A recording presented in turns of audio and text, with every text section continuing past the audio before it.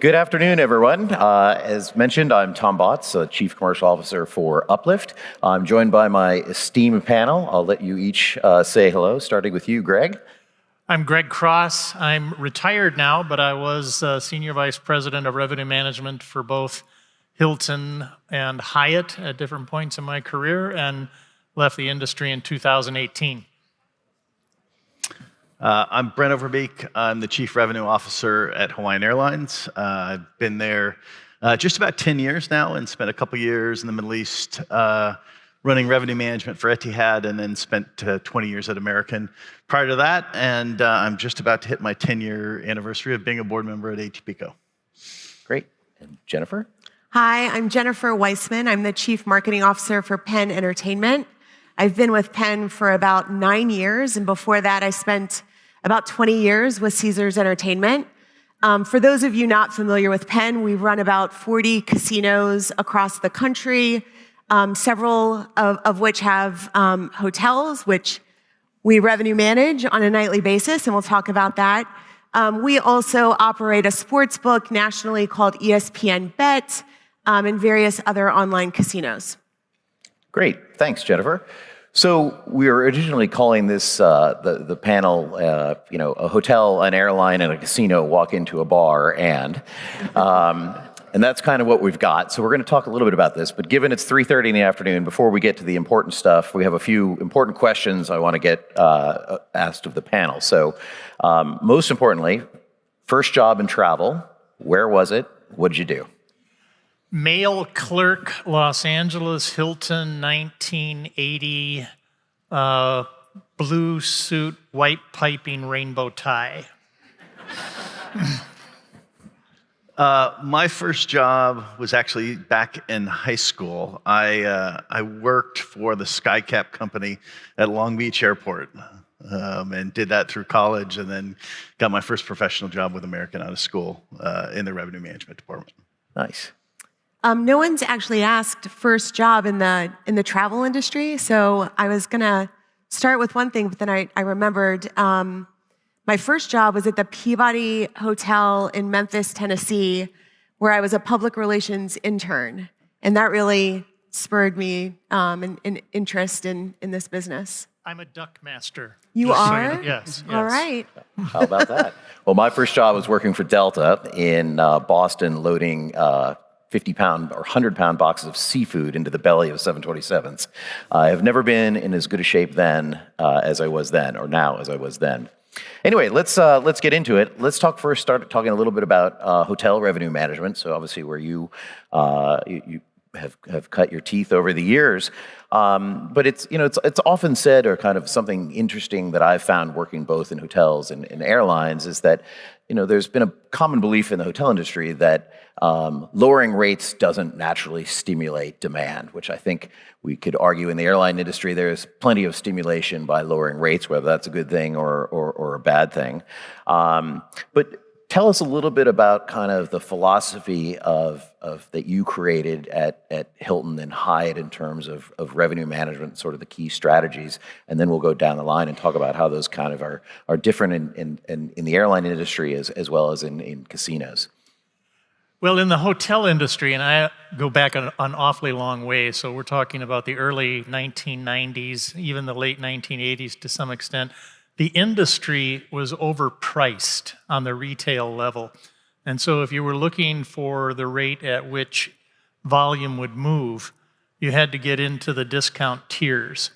And so the original philosophy was to try to turn that on its head so that you actually did have market value, fair market value at the retail level.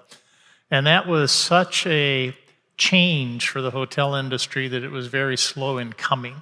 Mm-hmm. And so today, we're 30 years beyond that. I think all of the hotels totally understand that the first price that the customer sees has to be market driven, has to be their best price. And that was not always the case. So in my era, it was an educational process to try to get us to where we are today. Mm-hmm. And in the airline industry, obviously you've been around RM a long time. pricing to fill is a little bit different, right? I mean, hotels will intentionally raise rate even if they're not going to fill because they can.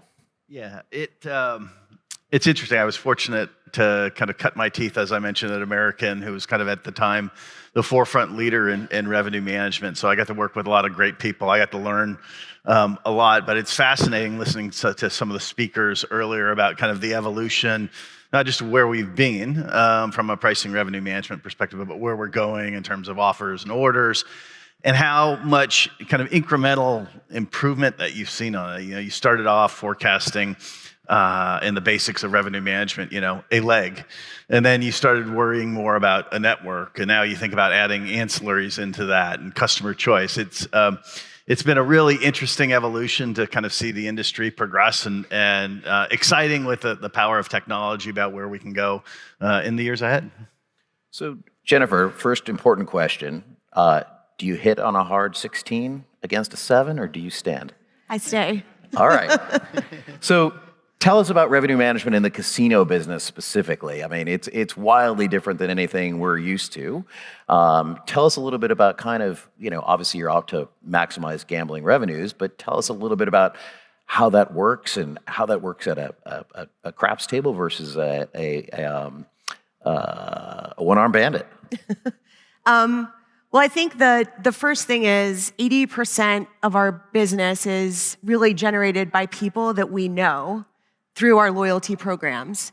So the revenue management that we're able to do really starts with the fact that people find value in giving us their information, which then allows us to track almost every piece of behavior that they have throughout the casino. Which I think we're starting to see with airlines, right? I mean, certainly, Delta has been at the forefront of, if you want free Wi-Fi, you've got to give us your email address. That's right.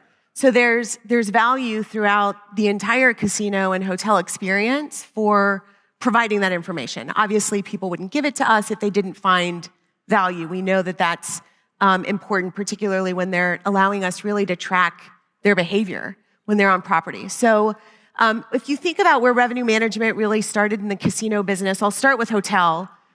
Like most hotels or airlines, there's only so many rooms that you have to fill on any given night. So you want to price it as best you can for the demand that you're going to get. But in a casino, the majority of our customers want to be there on a Friday and Saturday night. And so do cash-paying customers. And so the best way for us to really manage how the best valued person is going to be in the hotel room is to really take all the information that we know about the consumer and look at their value over an extended period of time, because most of our customers also are repeat, particularly that 20% that generates the 80. And so we're always going to yield toward the person who, over a course of time, not necessarily that night, but over a course of time, is going to provide more value to the casino. So that's really how we think about it from a hotel perspective.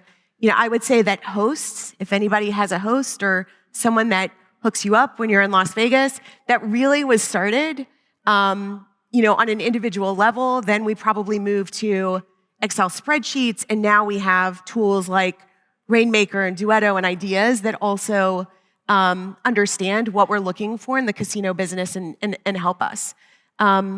You also find revenue management when it comes to the events that we hold, or the tickets that we're selling to concerts on property, or we were talking a little bit earlier, but where a slot machine or a table game may be placed based upon how consumers walk through the building.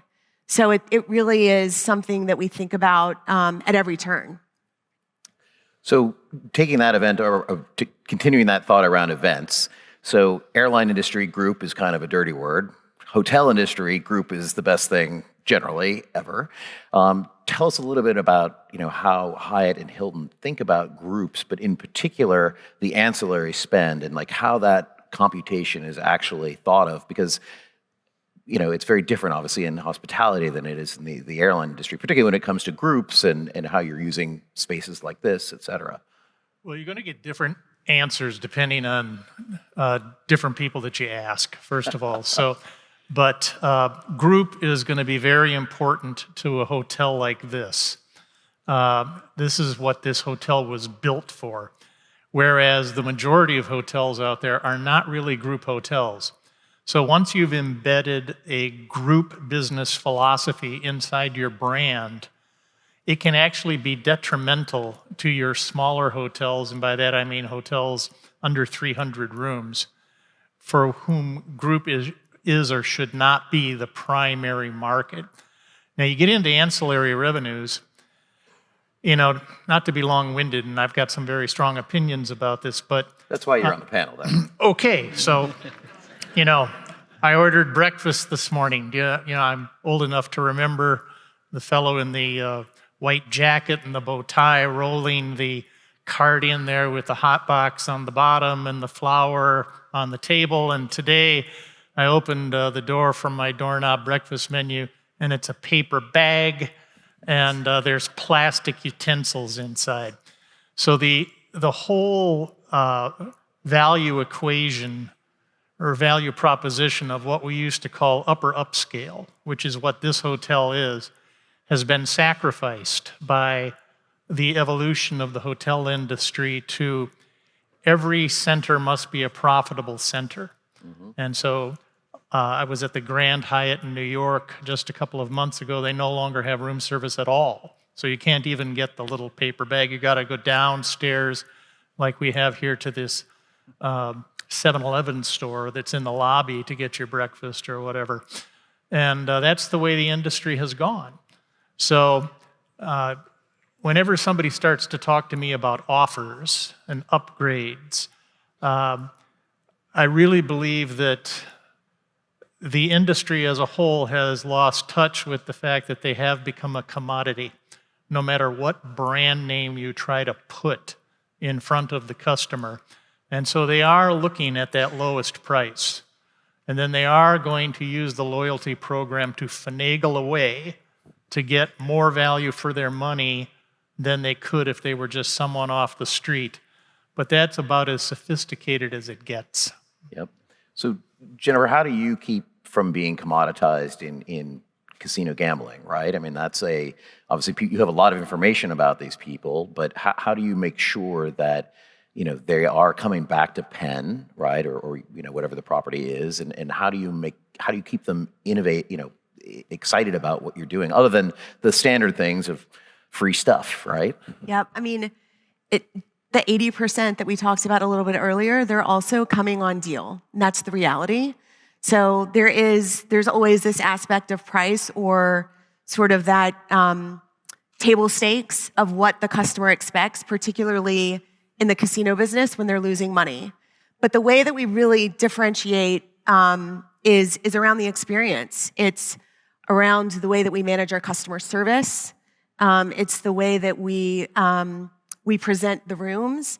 It's the way that consumers are able to interact with us from a technological perspective. We were one of the first casinos to really implement a mobile app where all of the offers are available. And it's also one of the first casinos we've been able to implement a wallet that consumers can use digitally when they're within the casino, kind of like a resort experience. Even at the tables, for example? Even at the tables, yes.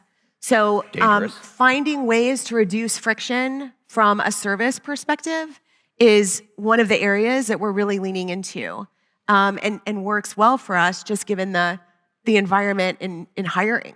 And it's very difficult to find people to help create those experiences. So we're highly dependent on the technology. But those areas that are high touch, the hosts that I talked about earlier, those are critical for our highest end customers.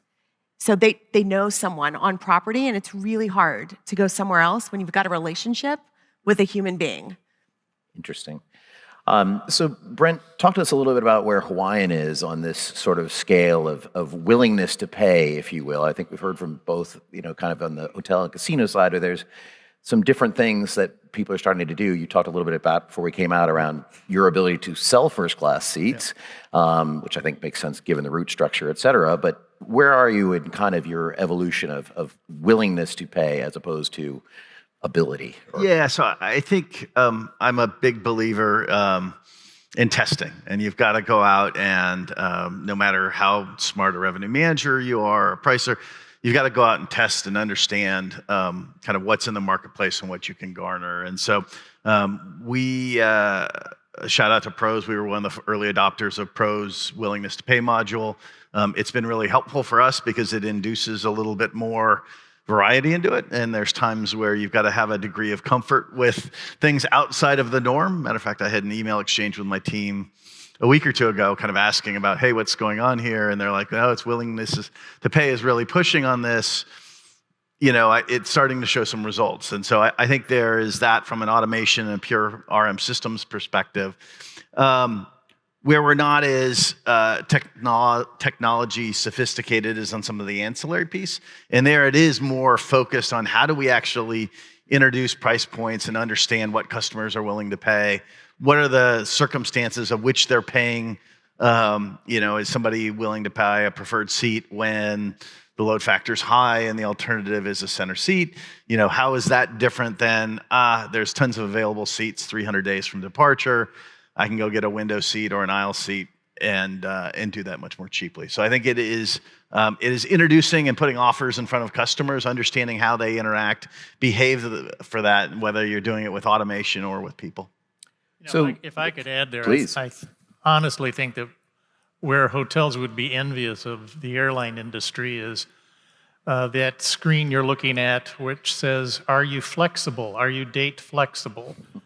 In most hotel transactions, that question never comes up.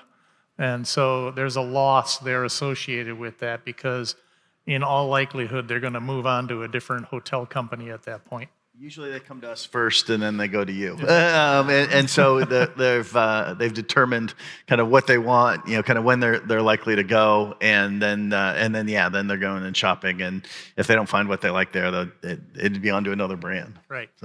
So Brent, you mentioned something that I want to point in on a little bit, particularly on the hotel and gaming side, which was this kind of idea of human touch, if you will, versus rules-based. And, I think certainly from my experience in the hospitality industry, there's not just in terms of guest satisfaction and guest behavior, but in terms of actually revenue management, there's a lot of art, as much art as there often is science. And so talk a little bit about kind of what you see as the mix of art and science and how you get there in hospitality. Well, I think hospitality is at a disadvantage because there's 2 points of sale. And so if I buy an airline ticket and I go to an airport to check in, I don't have anybody to complain to who's going to lower my rate. Whereas when you come into a hotel, depending on how good you are at it, you've now encountered a second point of sale where somebody will say, "Just a minute, please," and go behind a counter and come back out and possibly give you more value for your money or lower your price or whatever. So an awful lot of revenue management strategy can be disarmed at the registration process. There's also the fundamental that people forget as they lean too heavily on technology for their answers to these questions. The location sells itself. And so just like origin and departure, the customer knows where he's going and knows what he wants. And that usually involves being as close to my destination as possible, not having to rent a car, and some other intrinsic decision-making points of view. The actual quality and quality of service is wrapped into that equation, but it's not number one. Location for hospitality is always number one, and you don't want to take that away from the customer because you're offering him other incentives that you think he's going to want more. There's nothing they're going to want more than to be precisely where they want to be. And they will downgrade themselves or upgrade themselves to get there. No, I think that makes sense. And what do you see in the casino space in terms of what is that kind of North Star, if you will, right? If for airlines, it's in many cases, it's schedules, location for hotels. What do you see in the casino space? Yeah, I was thinking a lot about this before the panel, and I think a great example of the importance of really allowing the folks who are, what I say, kind of on the ground, and they're dealing with the customers every day, is the Super Bowl this year, right? It was held in Las Vegas, never been held in Las Vegas before, not going to be held in Las Vegas again under the same kinds of circumstances.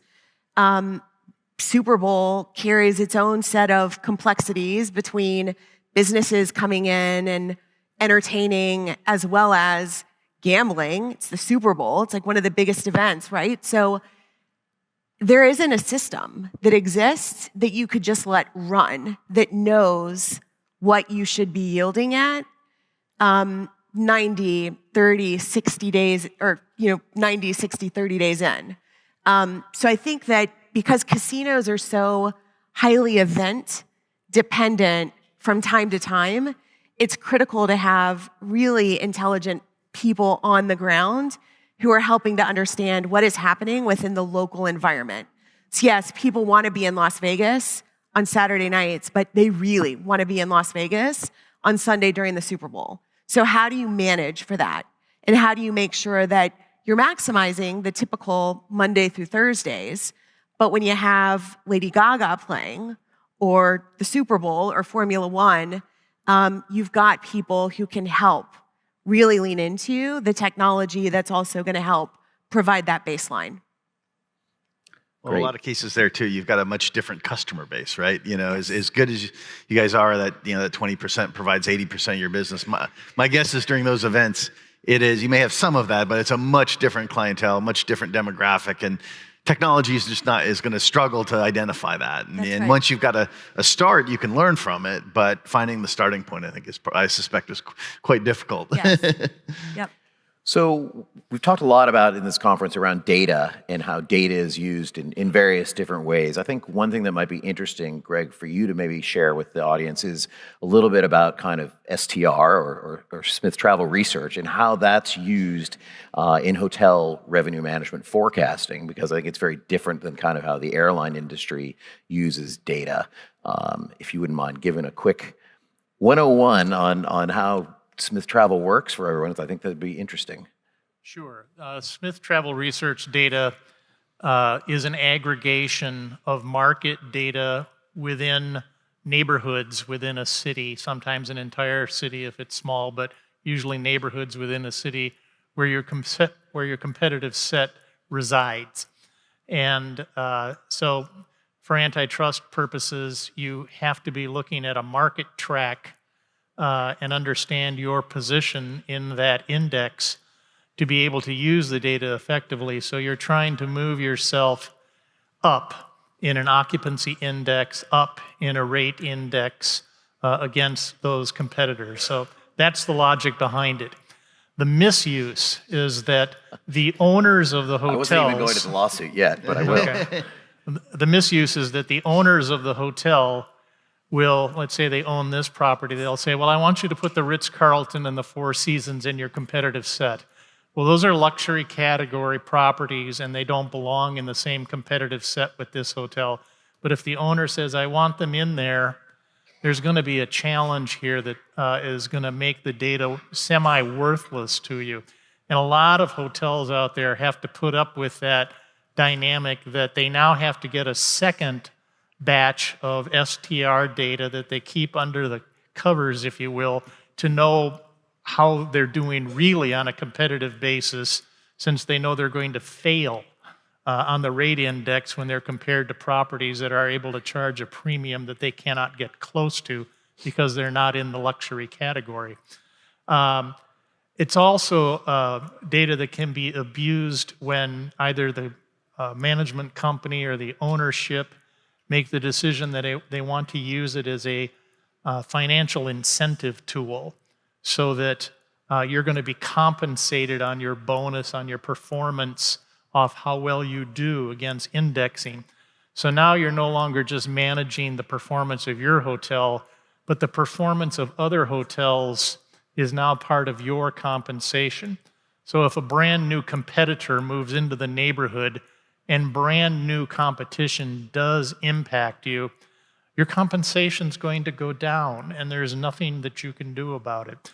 So anytime you get a data set, we're talking about Smith Travel Research here, but any data set has a pro and a con to it. And so you have to, I think, be very, very careful with them. Brent, is that data that you could use in the airline industry if given the option? Yeah, no, I think. And there's obviously some similar. Yeah, there's some Absolutely, similar whether it's things, MIDP. obviously, on kind of the shopping side and understanding that. Yep. We also spend a lot of time looking at stuff that's reported to the US DOT. It's a bit lagged, but it is a way for us to be the owners of the hotel and evaluate our own performance and look through, hey, where did we do well? Where did we not do well? What might be some of the drivers of that? And the more that, again, that you can learn, even in hindsight, so you can think about, the next time the Super Bowl is in Las Vegas. So the more you can learn from your own data, but also that comparative set, I think is really, really valuable. And Jennifer, on the casino side, do casinos compare and how do they, compare their take, I guess, is that the term, on a regular basis? How do you know how the Caesars is doing versus, one of your assets down the street where there is that situation? Yeah, so one of the wonderful things about working in the casino business is that we're highly... Sounds like there's a lot of wonderful things, by the way. Like, so far, it sounds like a lot more fun than what we all do. highly regulated. Does that sound fun?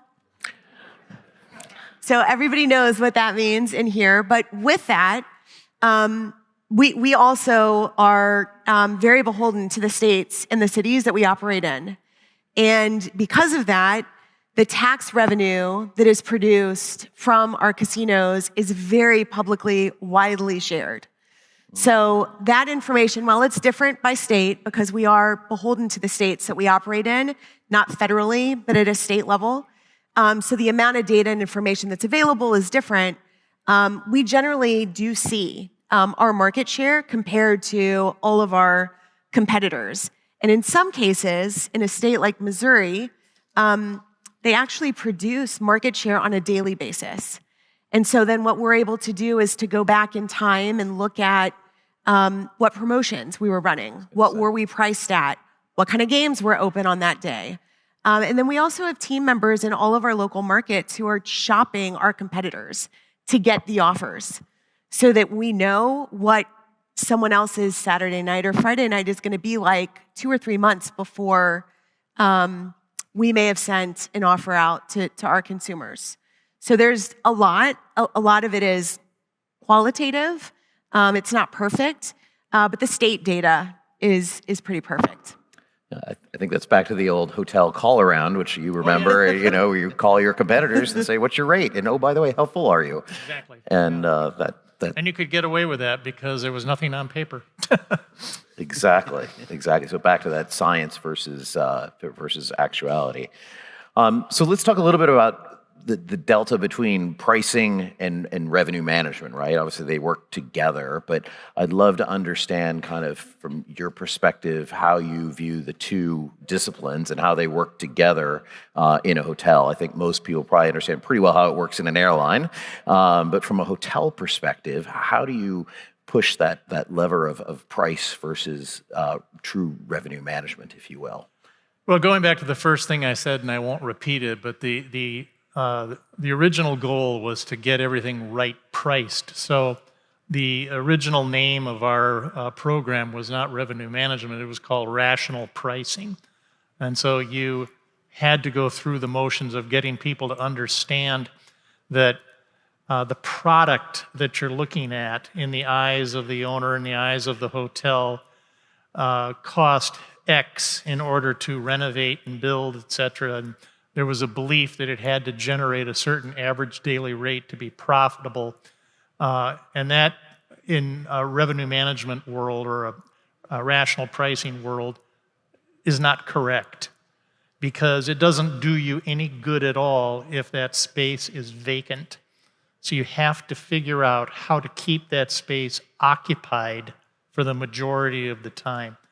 Once you've ramped up that understanding that the price of the product is now priced right, then you can begin to yield on it to try to smooth out your valleys where, as we were talking here about Saturday nights and things like that, so that you could maximize time frames, lengths of stay, patterns and find just fundamental ways to fill the rooms that you're not going to fill just through pricing itself.